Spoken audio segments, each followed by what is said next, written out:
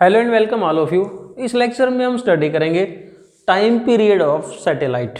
Last video में हमने orbital velocity of satellite को डिफाइन किया था और वहाँ पर उसके लिए एक्सप्रेशन निकाली थी। यदि आपने पिछला वीडियो नहीं देखा है तो उसको ज़रूर देखें और चैनल को यदि अभी अब तक सब्सक्राइब नहीं किया तो ज़रूर करें। टाइम पीरियड ऑफ सैटेलाइट का मतलब क्या होता है, हम ये मान लेते हैं suppose this is the surface of अर्थ और आर मान लेते हैं रेडियस ऑफ अर्थ। अब कोई सैटेलाइट अर्थ की सरफेस से h हाइट पे किसी ऑर्बिट में रिवॉल्व कर रहा है, राइट, और इसकी जो ऑर्बिटल वेलोसिटी है वो क्या मान लेते हैं v। Let v is orbital velocity of the satellite और सैटेलाइट का ये जो रेडियस है इसको हमने मान रखा था स्मॉल r और स्मॉल r किसके बराबर था, that is equal to r plus h। This r is radius of the orbit in which this satellite is revolving around earth, right? Now we know that time period, what is meant by time period? Time period means time taken by satellite to complete one revolution around earth or around any planet। किसी भी satellite के लिए time period का मतलब क्या होगा कि किसी सैटेलाइट को एक चक्कर पूरा करने में, किसी प्लेनेट के चारों तरफ एक चक्कर पूरा करने में जो टाइम लगा है उसको हम क्या कहते हैं, उसका टाइम पीरियड। सो डेफिनेशन क्या आ जाएगी टाइम पीरियड की। So time period means time taken to complete one revolution around earth by any satellites. Earth के चारों तरफ एक चक्कर को पूरा करने में जो टाइम लगा उसको हम क्या बोलेंगे, उसका time period. So now time period के लिए यदि हम एक्सप्रेशन निकालें देन यदि हम बात करें कि एक रिवोल्यूशन में टोटल डिस्प्लेसमेंट या डिस्टेंस कितना कवर होगा, यदि हम बात करेंगे distance covered in one revolution that is equal to circumference of this orbit. So we can say that time period is equal to distance covered in one revolution upon velocity. और satellite move करता है किससे, orbital velocity से। सो 2 pi are क्या हो गया, distance covered in one revolution upon velocity that is equal to time period. अब यहाँ पर v क्या है, ऑर्बिटल वेलोसिटी, और ऑर्बिटल वेलोसिटी के लिए हम एक्सप्रेशन निकालना सीख चुके हैं लास्ट वीडियो में। We know that orbital velocity v is given by the relation v is equal to square root gm by r। और यदि यहाँ से हम gm की जगह we know that g is equal to gm upon r square, यदि हम इस gm की जगह जी आर स्क्वायर पुट कर देते हैं तो हमारे पास में क्या आएगा, gm is equal to G R square. So इस फार्मूले में यदि हम gm की जगह जी आर स्क्वायर पुट कर देंगे तो ऑर्बिटल वेलोसिटी के लिए जो एक्सप्रेशन है वो क्या बनेगी, G R square upon R, R square का स्क्वायर रूट आर हो जाएगा। Orbital velocity v is equal to R square root G by R. ये वाली एक्सप्रेशन हम यहाँ पुट कर देते हैं टाइम पीरियड में, तो हमारे पास में टाइम पीरियड के लिए एक्सप्रेशन क्या आएगी, time period t is equal to 2 pi r upon में v, और v की जगह हम पुट कर देते हैं r upon square root G by R, square root G और बाई स्क्वायर रूट r। ये आ गया हमारे पास में ऊपर। सो फाइनली यदि इसको हम सोल्व करते हैं तो हमारे पास में टाइम पीरियड के लिए जो एक्सप्रेशन आ जाएगी that is equal to time period t is equal to 2 pi upon r, 2 pi upon r as it is, r को स्क्वायर रूट के अंदर ले चलते हैं, then it is equal to r cube upon में square root g। and we know that this small r is equal to, जैसा हमने starting में लिखा था, that is equal to r plus h। So time period t is equal to 2 pi upon r into r cube की जगह हम put कर देते हैं r प्लस h का cube upon square root g और इस सारे का square root. This is one of the expression for time period. Time period के लिए हमारे पास में एक एक्सप्रेशन जो है वो ये आ जाती है, time period t is equal to 2 pi upon r square root r plus h का क्यूब अपॉन जी।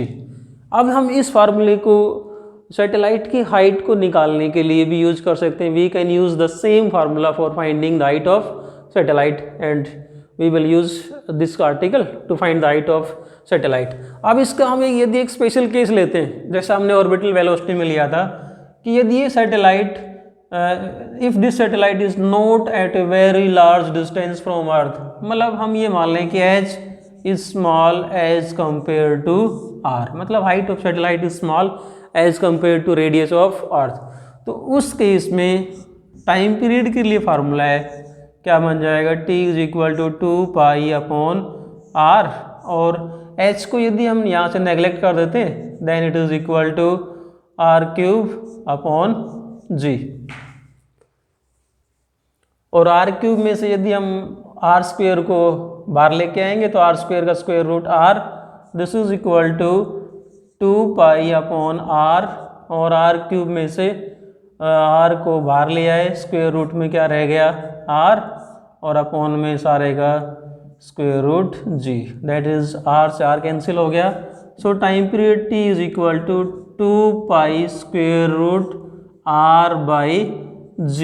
अब इस फार्मूले में 2 constant, r is radius of earth constant, g is acceleration due to gravity constant, यदि हम इन सभी की values को पुट कर देते हैं, right, that is time period t is equal to 2 into square root r by g, r means radius of earth 6.4 into 10⁻⁶ upon g is 9.8 meter per second square, और इनको सोल्व करने के बाद में हमारे पास में जो टाइम पीरियड आएगा that is equal to 5.08, time period t is equal to 5.08 into 10⁻³ second, 5.08 into 10⁻³ second, इतना टाइम पीरियड आएगा। या यूँ कह दें यदि इसको हम मिनट में कन्वर्ट कर दें then it is equal to 84.6 minute. It means if a satellite is orbiting close to surface of earth, यदि कोई सैटेलाइट अर्थ के सरफेस के नज़दीक अर्थ के चारों तरफ चक्कर लगा रहा है तो लगभग 84.6 मिनट में एक चक्कर पूरा कर लेगा। This is the time period of satellite which is orbiting very close to surface of earth, right, and this is general formula of time period। कोई भी सैटेलाइट जो अर्थ के सरफेस से h हाइट पे है उसके लिए टाइम पीरियड ये वाला कंसेप्ट हम यूज करते हैं। सो हमारे पास में टाइम पीरियड के लिए एक एक्सप्रेशन ये आ गई। दूसरी एक्सप्रेशन, यदि कोई सैटेलाइट अर्थ के सरफेस के काफ़ी नज़दीक है, मतलब जहाँ पर हमने इस h को नेग्लेक्ट कर दिया, तो टाइम पीरियड के लिए हमने ये वाली एक्सप्रेशन यूज कर ली, t is equal to 2 square root r by G. Dear students, हमारे पास में टाइम पीरियड के लिए एक फॉर्म और है, जो इसके अल्टरनेटिव फॉर्म एक और है, उसको और समझते हैं कि टाइम पीरियड को हम दूसरे टर्म में और कैसे डिफाइन कर सकते हैं अर्थ के सरफेस की डेंसिटी के टर्म में।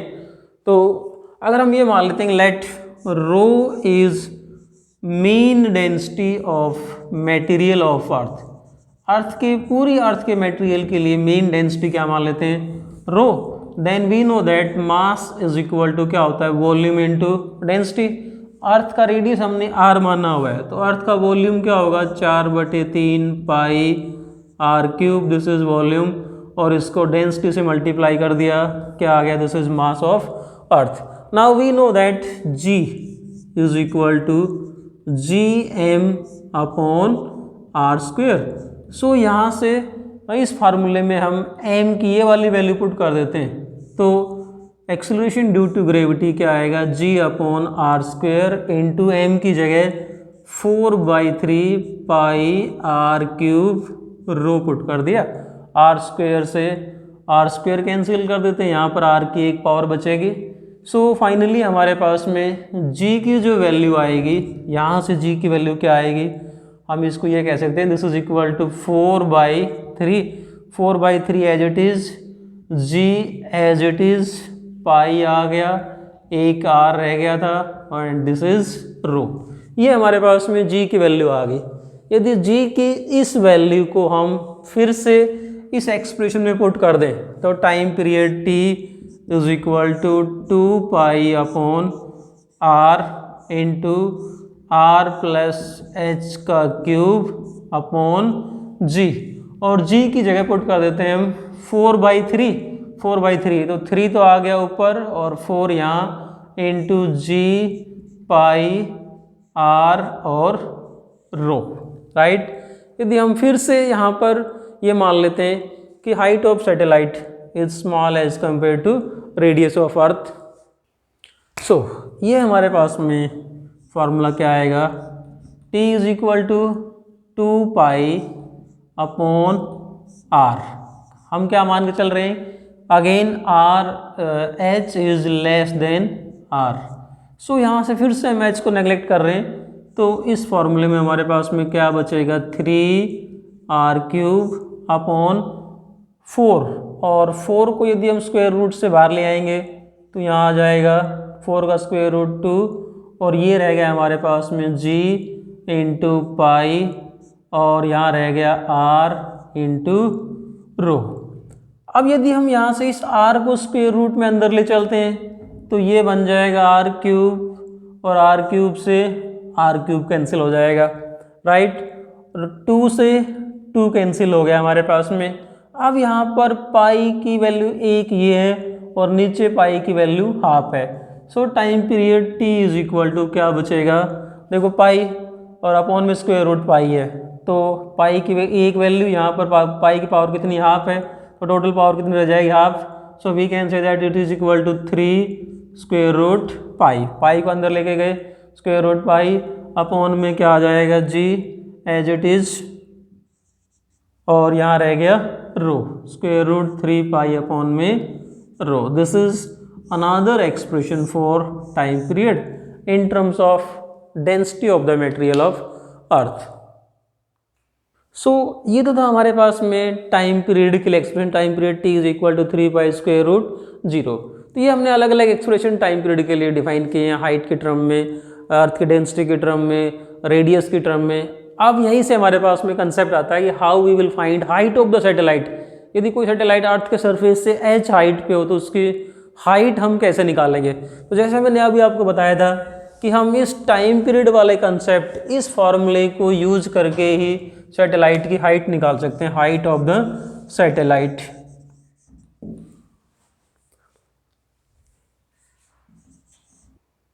To find the height of satellite, देखो हमारे पास में ये एक्सप्रेशन है टाइम पीरियड की टर्म में 2 pi upon R square root r plus h का क्यूब अपॉन g, और सारे का स्क्वायर रूट है। सो यदि इसको हम इस फार्मूले को दोनों तरफ स्क्वायर कर देते हैं, स्क्वेयरिंग ऑन बोथ साइड, तो लेफ्ट साइड में क्या आ जाएगा टाइम पीरियड का स्क्वायर, इधर इस पूरे का स्क्वायर कर दो, क्या हो जाएगा 4 पाई स्क्वायर, 2 पाई का स्क्वायर हो गया 4 पाई स्क्वायर, और r का स्क्वायर करेंगे क्या आ जाएगा r स्क्वायर, और इस स्क्वायर रूट का स्क्वायर करेंगे तो ये हमारे पास में बच जाएगा r प्लस h का क्यूब अपॉन g, राइट। अब यहाँ से इस r स्क्वायर g को इधर मल्टीप्लिकेशन में ले आते हैं, क्या रहेगा हमारे पास में t square r square g, r square g को ऊपर ले आया, 4 पाई स्क्वायर को इसके बटे में ले आते हैं, that is equal to r plus h का क्यूब, और वी कैन से दैट यहाँ से यदि हम इसको यूँ कह दें r प्लस h का क्यूब, r प्लस h का cube is equal to T square R square G, T square R square G upon में 4 पाई स्क्वेयर।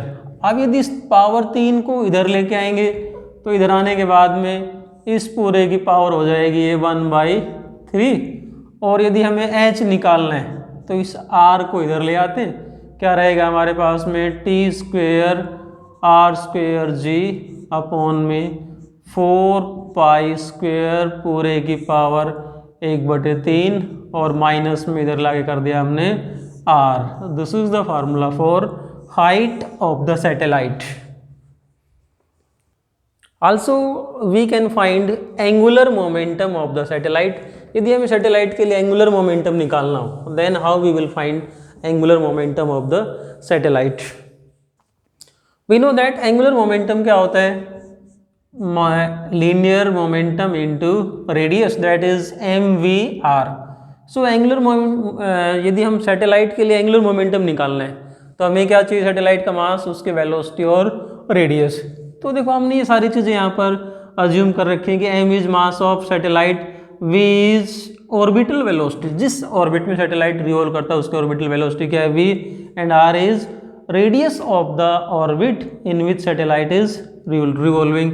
सो एंगुलर मोमेंटम क्या हुआ mvr, and we know that orbital velocity of the satellite is given by the relation v is equal to square root gm by r।